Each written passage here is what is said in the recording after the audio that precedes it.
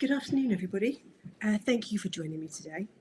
Some of you know me already, so I am Leanne Lambert. I am the co-founder and MD at Lighter HR. I've got many years of HR experience, more than I'm really happy to admit to, and I have got extensive redundancies experience. So I spent 18 months making about 15,000 people redundant prior to starting Lighter HR, and I supported many clients with redundancy projects since then. So a little bit about Lighter HR. So this is actually our 15th year. I started the company in 2010. Our primary focus is on providing HR support to organisations who don't have their own in-house HR expertise. We can actually either help companies on an ad hoc basis, or actually we can also have people fully outsource their HR to us. Additionally, we do also provide support to HR teams. So if you have an in-house HR team and maybe you have a particularly large project or you require some specific expertise, then that's something that we can help with as well. So we've now worked with over 1,000 companies, and I do count myself extremely fortunate to do great work with great teams for great clients. And talking of that great team, they are actually on hand today to answer any questions that you have. So over on the right-hand side of your screen, you should see some chat functionality. You can either post a public or a private question. So if you go public, obviously everybody on the meeting on the webinar will be able to see your question. Obviously, if it's private, that will just come directly to us and nobody else will see what you're asking. So I understand that the kind of redundancy can be a little bit of a tricky one, and you won't necessarily want people to know that you're here. So please do just feel free to post those private questions if you need to, and the team are poised to answer them as we go through the presentation. In terms of what we're going to cover today, it's quite a straightforward agenda, even though the topic isn't. So we're going to have a look at what redundancy is and what it isn't. In terms of the actual process, we're going to look at kind of assessing the situation, going through the planning phase, consultation, selection, and then into outcomes. Before I get started, just a few disclaimers from me. Every redundancy situation is different and it carries different risks. So it's really important that you don't go through this 45-minute session and then think, right, that's it, I know everything there is to know and I'm okay to try and manage all of this on my own. We'd strongly recommend that if you are considering going through a redundancy process, you do seek some professional help. Obviously, we are here to help if you'd like to reach out to us. Otherwise, you can reach out to kind of employment solicitors. But clearly, we'd like you to come our way if you possibly could. We are only today going to be discussing a process where you are making 20 people or fewer redundant in a 90-day period. If your process is going to be for more than 20 people, then there are some additional steps that you need to go through, which we're not going to be talking about today.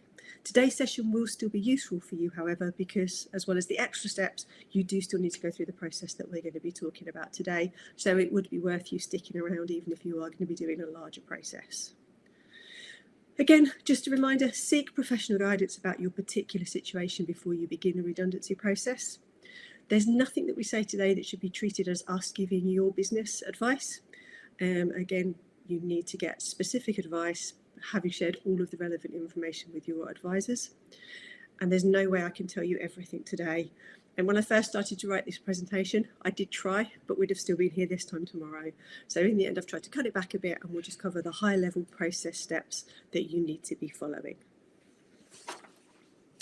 So with that, let's get started. A reminder again, if you have any questions that kind of pop into your head as we go through, you can post those using the chat functionality on the right-hand side of your screen, either privately or publicly. So do please pop those in as and when they crop up. The very first thing that you need to do if you think redundancy may apply is to make an assessment to make sure that it really is going to apply to the situation that you are going to be trying to manage.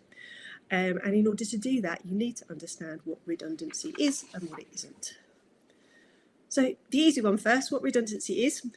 I say it's easy, but actually, as you can see, it's quite a lengthy definition. So the legal definition for redundancy does come from the Employment Rights Act of 1996. I'm not going to read all of that, but it's all around ceasing or intends to cease or diminishes. So in normal language, a redundancy situation exists where you need fewer people to do a particular type of work, where you need fewer people in a particular location to do a particular type of work, or where you are closing a business. So they're kind of the three scenarios that one of those three scenarios have to exist in order for redundancy to be the way that you go forward with managing a situation. So what redundancy isn't? Redundancy isn't a way for you to manage a difficult employee. I've lost count of the number of times that we've had calls come into the organisation that have said, this person is underperforming and therefore we think we should make them redundant. It's really not that straightforward. You're about to hear just how many steps you have to go through for redundancy, so it really isn't an easy way to kind of manage a situation. Do completely understand that it can get a bit muddled, because ultimately what can happen is you can have an employee who is really underperforming. Because they're underperforming, you start to question whether or not you need the role. And that, again, that makes sense, right? You have somebody that's not doing what you're paying them to do. You'll start to think, well, could we just manage without the role altogether? If there is genuinely a diminished need of work of a particular kind, then redundancy may very well be something that would work. But as I just go back to the definition and think, this situation that I'm trying to manage, does it meet the definition of redundancy? The other thing to just mention in relation to what redundancy isn't is a lot of people have the perception that in order for a redundancy situation to exist, the company has to be in financial distress, and that's not true at all. So redundancy situations can exist, and that redundancy process can trigger if organisations are looking to restructure, if maybe you need to have fewer of a particular skill set and more of a different type of skill set. So there is no requirement for there to be financial difficulties within a business in order for a redundancy process to be valid. It really comes back to that definition of whether or not there is a diminished need of work of a particular kind. So then, you've assessed that there is actually a redundancy situation. You're happy that you meet the definition, so now you need to kind of go about actually taking yourselves through that redundancy process. The very first thing that you need to do is plan. If you take nothing else away from this session today, I'd really ask you to focus on the fact that planning is vital. We have lots of organisations. You can find yourself in that position where you know that you need to have some difficult conversations and you just want to get on and have them. You can feel quite awkward if you're looking at people who you think, okay, I'm going to be telling you you're at risk of redundancy very shortly. But however, if you rush into things, it does have significant risk that things are going to go wrong. Some of the most common mistakes that we can see happen if people don't do the planning properly is they cannot go back and have a look at all of the employment contracts for the people that are going to be placed at risk of redundancy. Then when you get into the consultation phase, you can discover maybe somebody's not in the job that you thought they were in, or somebody has got a different notice period or a different start date to what you had anticipated. So kind of going through that process and making sure that you have got all of that data together is really, really important. The other thing that you can find if you don't check employment contracts and kind of do your planning stage is that, say, maybe somebody's notice period is different. With notice periods, you do need to remember that in a redundancy situation, statutory notice is going to apply. So even if a contract says somebody is on a month's notice, if they've been with you for more than 4 years, then they are actually going to be entitled to more notice than 1 month. Another thing that can happen if people don't do the planning stage properly is you can forget to think about how you're going to communicate with people who are on family leave. And that is super important, because otherwise you could find yourself facing claims of discrimination. So ultimately, what we'd suggest you do before you go anywhere near kind of announcements or starting consultation or having any sort of conversation, plan your process end to end. Make sure you've got all of your data in place, and make sure you absolutely know exactly what you're going to do. So in terms of planning, there are some key considerations. We've broken them down to a number of themes. When you think about communication, have a think about when you're doing your planning, when do you want to start communicating? Are there people that you need to inform before you make wider announcements? So it could be that you've had kind of quite a close hold on who knows that these conversations are going to be happening, but maybe before you start to announce things, there may be some additional people that you'll want to brief. And again, just to reiterate that point, make sure with communication you have considered particularly how you're going to deal with people who are on family leave or sick leave in a timely fashion. You also need to have a think about your logistics. There's quite a lot of admin and steps that you need to go through in a redundancy process, so you should consider how you're going to do that. You need to think about who's going to be involved in the consultation meetings and what availability they have. So are they going on holiday during key times? Really kind of think through that element of things. Like we talked about earlier, make sure that you've got all of the data that you need. So start dates, job titles, dates of birth, salary details, and copies of employment contracts.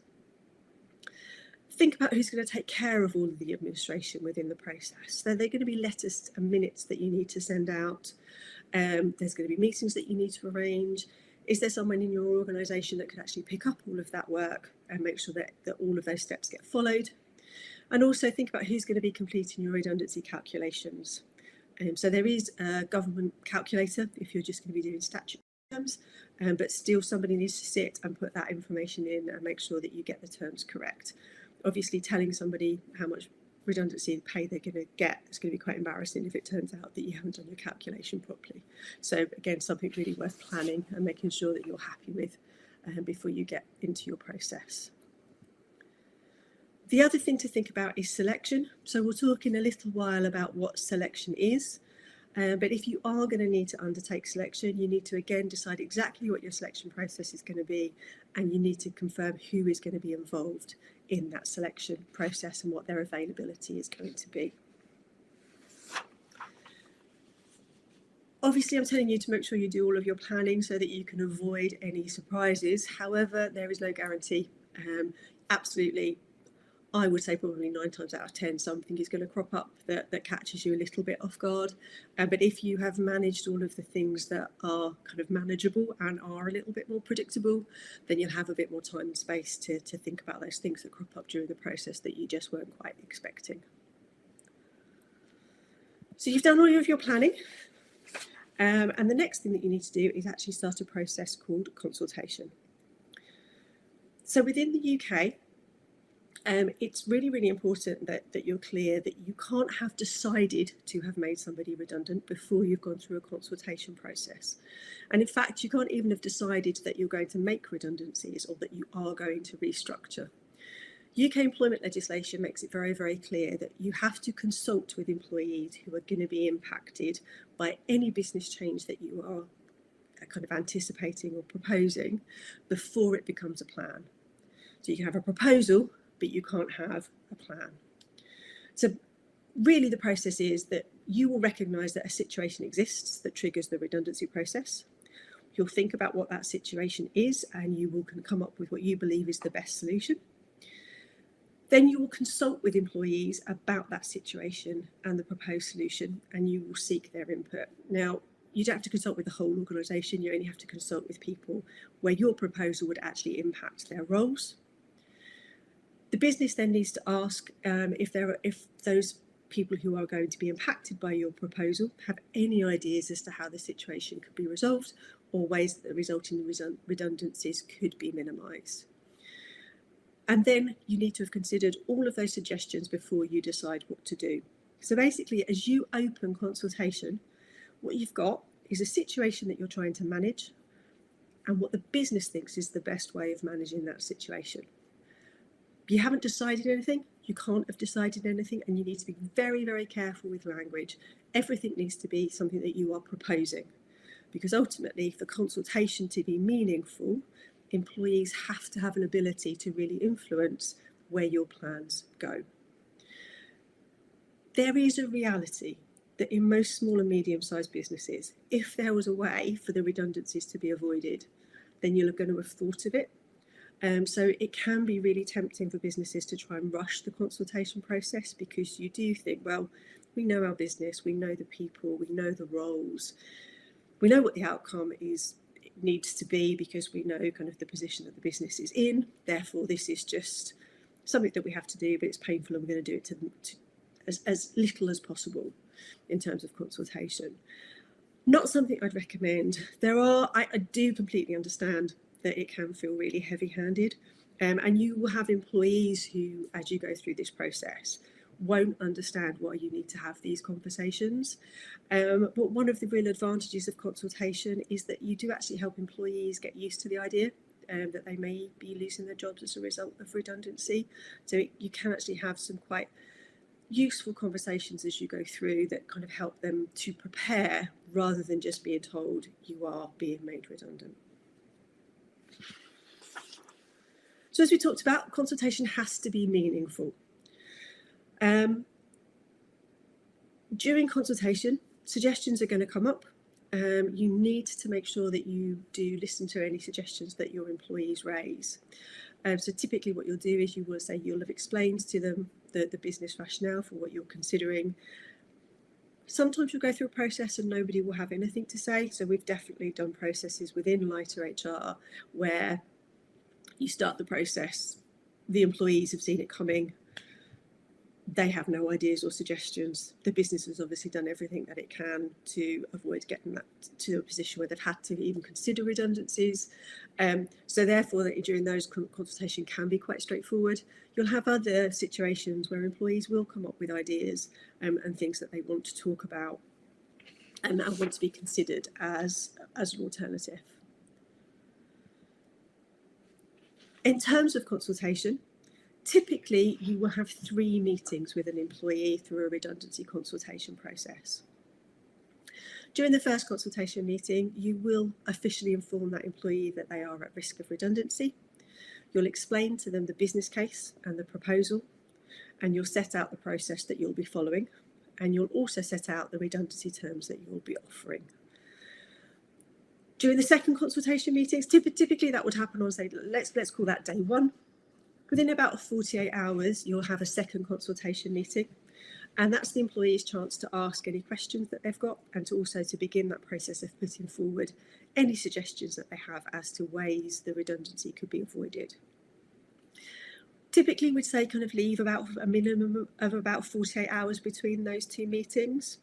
What tends to happen in a first consultation meeting is employees hear you're at risk of redundancy, and that's all they hear, and they can kind of go into a bit of a panic mode.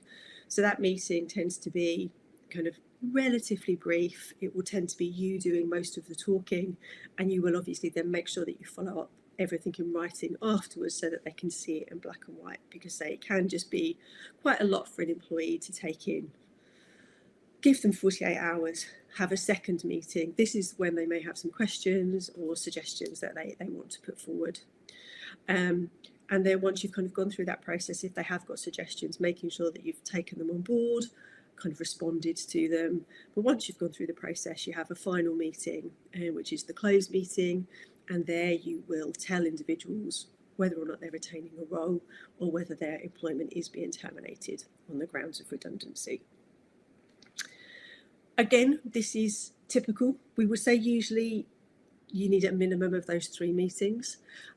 Sometimes you can manage it with 2, but it's really not advisable. We really would suggest having those 3. I think when you tend to do 2 meetings, if you do find yourself in front of an employment tribunal judge, they will question whether or not you really entered into meaningful consultation if all you did was sit somebody down and tell them they were at risk of redundancy, and the next time they saw you, you told them that they were redundant. I think you really do need those 3 to fulfil your obligations to undertake meaningful consultation. The other thing is to just remember you may need additional meetings, and you can change what you do as you go through your process. So it could be that you start thinking this is quite a straightforward situation, the employees can see it coming, our 3 meetings will be completely fine. You then have your first meeting and actually they have got lots of ideas, or somebody is particularly challenging. You can very easily then say, no, do you know what? We need to have additional consultation meetings before we can make the decision. Don't be afraid of changing what your consultation process is once you're into that whole process. Consultation has to be meaningful, has to be 2-way. So if something happens which means you need to say to employees, we need to make some changes to how we thought we were going to do things, that is completely fine and preferable to kind of steaming ahead, saying, no, this is what we planned, this is what we have to do.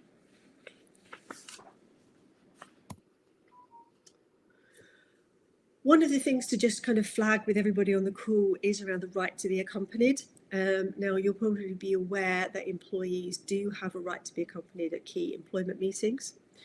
They are disciplinary and grievance meetings in particular, but they also have a right to be accompanied at any meeting where kind of a decision is going to be made around the termination of their employment. So within a redundancy process, the right to be accompanied doesn't extend to consultation meetings, but it does extend to that final meeting. And you should make sure that employees understand that in the last meeting in the process, they can bring somebody with them. For anybody that's not too familiar with this concept, the right to be accompanied is only the right to be accompanied by a trade union representative or another employee of the business. They don't have a right to be accompanied by a friend or a relative or a solicitor. It is quite specific. The right to be accompanied by a trade union representative does exist even if you as a business don't recognise a trade union and even if the employee isn't a member of a trade union. So yeah, if you get requests to be accompanied in that last meeting by either a trade union representative or a fellow employee, then you need to agree to that. Some people may very well ask to be accompanied during their consultation meetings, and it's really up to you whether or not you allow that. Typically what we'll say to clients is be reasonable. So if somebody needs to have a companion with them due to kind of mental health issues, kind of disability, or if there is a language barrier, then you should absolutely ensure that you allow that type of person to be accompanied. And beyond that, it really is down to you, but just always think, is it reasonable for me to turn this request down? And try and err on the side of caution and allow people to be accompanied wherever possible. A key thing through the whole redundancy process is documentation. We always sound like we are kind of the bearers of bad news, but we do tend to plan for the worst. In a redundancy situation, if an employee is unhappy with the outcome, they will have an opportunity to kind of raise an employment tribunal claim against you. And you need to be prepared for that. So you always kind of prepare for the worst, but hopefully you'll never get there. The thing with that is if somebody does bring an employment tribunal claim against you, it could be 18 months to 2 years before your case is actually heard. So therefore, you're best to create really detailed documentation as you go through the process, because in an employment tribunal, you are going to have to defend your actions and your decisions. Trying to remember all of your thinking from 2 years ago is going to be very difficult. And also judges place a lot more weight on documentation that was created at the time of the process rather than on witness statements that are taken just as part of your employment tribunal preparation. So therefore, make sure you document everything. So what you will need, you'll have to have an invitation to the open consultation meeting, which you will issue to people before they first arrive. You then need an open consultation letter. So after you've had your first meeting, you'll confirm everything in writing to the individual, and you'll also send the minutes of the meeting. You'll then obviously need an invite to the midpoint consultation, and again, after that midpoint consultation meeting, you will issue them another letter which confirms what they said and also the minutes from the conversation. And then you will invite them to a closed meeting, and then at the closed consultation letter, you'll have the notes from the closed meeting, and also that letter will act as the termination of employment letter if they are confirmed as redundant. So really can't kind of emphasise enough, the more detailed your documentation, the better position you're going to be in if you do happen to find yourself in an employment tribunal. So during consultation, one of the things that's going to come up or could come up is alternatives to redundancy. So obviously before you've even started the redundancy process, you are going to have considered alternatives to redundancy. You need to have done it anyway, but no business is going to go through a redundancy process if they can think of a viable alternative. But then there are some things that are likely to come up from employees kind of during that process. So things that typically come up, or maybe they're happy to work some reduced hours if it is kind of a cost issue, or if there is a diminished need, but that may actually fit with their personal goals. So they may ask to go on to reduced hours. They may ask to be redeployed into a different role, or they may come up with other ways that cost savings could be achieved if cost saving is actually the goal of your process. Make sure that you do consider anything that comes up and you're not just dismissive. So it could be that it is things that you've already thought about, but certainly never in a consultation meeting should you say, yeah, no, thought about that, we're not going to be doing it. Take it away, give it some, re-examine it just to make sure that you haven't missed anything, and then make sure you respond to individuals in writing. When it comes to alternatives to redundancy, I just want to kind of raise a few points around people who are on family leave, because they do have some special protections. So when we talk about family leave, we are talking about pregnant employees, those who are on maternity leave, those who are on shared parental leave, or those who are on adoption leave. Now, often people will think if you fall into one of those two groups, we can't actually make you redundant, and that's not true. They actually don't get preferential treatment for their existing role, but what they do have is priority for any suitable alternative vacancies within the business. So if you have somebody who is doing a role at the moment who is on maternity leave, and you have a role that's similar, then before you put anybody else into that role, the person on maternity leave has kind of first dibs on that role. They can't be asked to go through any sort of selection process. And they basically need to be told the role is yours if you want it. So that, I say, that extends to people who are pregnant, on maternity leave, on shared parental leave, or on adoption leave. And there were some changes last year around the periods that that protection extends from. So for pregnant employees, it's from the date that the employee tells you that they're pregnant until 18 months after the birth of the child. So typically, that will be about 6 months after they come back to work. Shared parental leave, it starts on the first day of their leave. And if they're taking less than 6 weeks, then it ends on the last day of their leave. If they're taking 6 weeks or more, then it's 18 months after the birth of the child.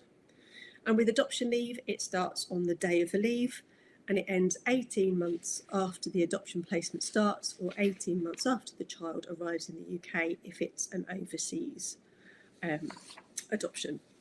So these are just things that you don't need to memorise all of this, but it's just some things to have in your head if you are going through a process where you have people who are on one of these protected family leave types. Make sure, a couple of things, you've really thought about how you're going to communicate with them in a timely fashion, and remembering that they do have kind of the priority on suitable alternative vacancies within your business. Okay, so moving on then to the topic of selection. So not every redundancy process requires selection. So redundancy processes can be kind of people in a standalone role. So I'm the MD of Lighter HR. If the decision was to be made that there was no longer going to be an MD of Lighter HR, then you don't have to select somebody to go, because that's going to be me, because that's my job and I'm the only person that does my job. So selection isn't appropriate in that sort of scenario. However, lots of times redundancy will happen where you have, say, 5 people in doing the same role at the moment, and you're only going to need 3 of them going forward, or something of that nature. So the example I've used here is you've got 5 accountants and you're only going to need 3 going forward. In this scenario, all 5 accountants would be placed at risk of redundancy, so you would have started consultation with all of them. And now you need to decide which 3 of the 5 accountants are going to stay. And making that decision is called your selection process. There's a couple of key ways that people undertake selection. So one is a desktop process. So here you have a set of selection criteria that you agree. Now those criteria obviously cannot be discriminatory in any way. They will typically look at things like performance appraisal ratings, if you've got something along those lines. You may use length of service, again, as long as that's not going to discriminate based on age in any way. You can look at absence data, but with absence data you will need to remove anything that relates to disability or maternity. So you'll kind of come up with a set of selection criteria that you feel is kind of appropriate and fair. Selection can be one of the hardest things to get right. So again, real key area for you to get some advice on in terms of how you're going to do selection if you do find yourselves in a redundancy situation. But typically what will happen is you will agree your selection criteria. You'll then award marks for those selection criteria. You'll give the individuals an ability to challenge the marks that they've been given. You'll make adjustments if appropriate, and then the people who score the fewest marks are the ones that will ultimately be made redundant.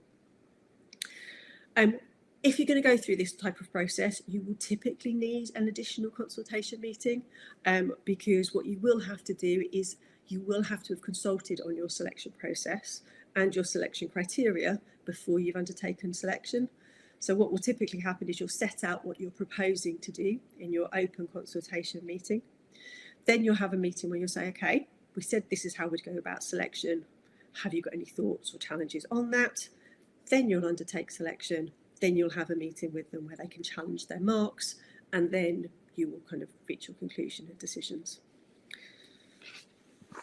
An alternate way is to actually go through an assessment process. So you'll have seen lots of times when people have been told they have to apply for their own jobs.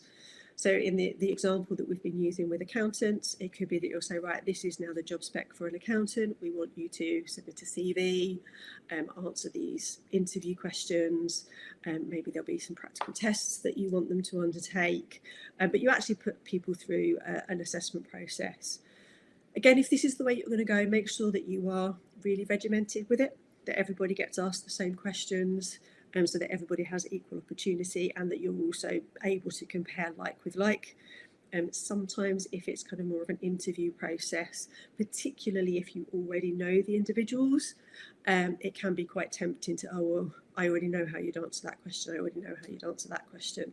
And before you know it, you haven't actually got solid data that you can compare and potentially use to justify your decisions if you do find yourself in front of a employment tribunal judge. So in that case, again, you'll just let people know this is the process that we need you to follow. You will have, again, set that out during your open consultation meeting and given people a chance to kind of give you some feedback if they've got any concerns on it. So you opened consultation. If you've needed to, you've gone through your selection process. You've had your midpoint meetings. You've now got all of the information that you need in order to actually make your decisions and bring your process to a close. So there is one final meeting that you have in a redundancy process, and that's called, you'll just call it the close meeting. In that meeting, just as a reminder, employees do have the right to be accompanied. So it's worth putting that in any letters that they have or any invitations that they have, so you can be clear that you have reminded them that they can bring somebody with them if they want to.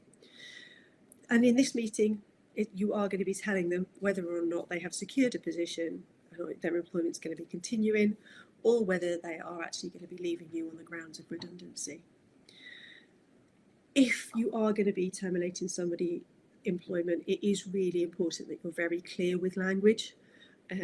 Again, people can want to avoid saying the words, your employment is being terminated on the grounds of redundancy, but that can just leave people feeling really confused and a little bit ambiguous about, well, am I redundant? Am I not redundant? What's happening here? So just, as brutal as it may seem, just be very, very clear.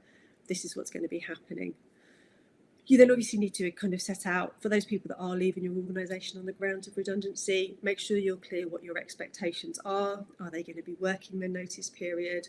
Are you paying them in lieu of their notice?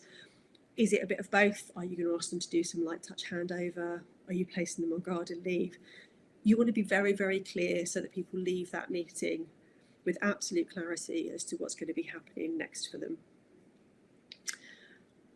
There is no legal right to appeal in a redundancy situation, because ultimately, as you've gone through that consultation process, people have had opportunity to challenge your decisions, challenge your business case, challenge your process. So legally, you don't need to give people a right to appeal. However, again, if you find yourself in front of an employment tribunal judge and you haven't given them that right, you will be criticised. Sorry, not that right, that opportunity to appeal, you will be criticised. So we always advise people do give those who are made redundant an opportunity to appeal your decision. You'll also get some insight into whether or not they are likely to try and pursue some sort of claim, and you will also then have an opportunity to kind of correct anything that they haven't been happy with through the process. So it may help you kind of head off any claims that could be coming your way. So it's definitely something that we would recommend. So that is very much a whistle-stop tour of redundancy. Again, I want to really reiterate that I've not been able to tell you everything. We are always here to support, and we, as much as it's a horrible subject, it is actually what we do for a living. So it is something that we do know all of the ins and outs, and we will be able to provide you with any guidance that you need for your particular situation. But just as a quick summary, redundancy is defined in law. Your situation has to meet that definition if you're going to consider a redundancy process. By doing detailed planning, you will help your process run more smoothly and help to minimise the surprises that come up along the way. You do have to consult with employees before a proposal becomes a plan. So really, again, real key fact is around making sure that you are not talking about decisions having been made, what you're going to be doing is, or this is what we are considering, this is what we are proposing, this is what we're thinking about. So the employees really do feel that if they've got ideas and suggestions, it's worth them bringing them to you, because this is still just a proposal. Consultation has to be meaningful. Don't try and kind of rush through this part of the process. If people have questions and concerns, do what you can to kind of take them through the process, address and alleviate their worries. If you do have to do selection, then your selection process has to be fair. So if you are going through kind of criteria, you need to make sure that those selection criteria are fair.